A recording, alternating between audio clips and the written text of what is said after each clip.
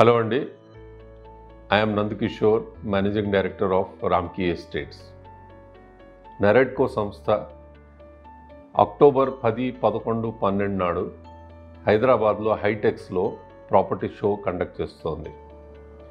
మీ అందరికీ తెలుసు, నెరెడ్కో కండక్ట్ చేసే ప్రాపర్టీ షోలో అందరూ రెరా రిజిస్టర్డ్ క్రెడిబిలిటీ ఉన్న డెవలపర్స్ మాత్రమే అక్కడ వాళ్ళకు ప్రాపర్టీని షోకేస్ చేస్తారు.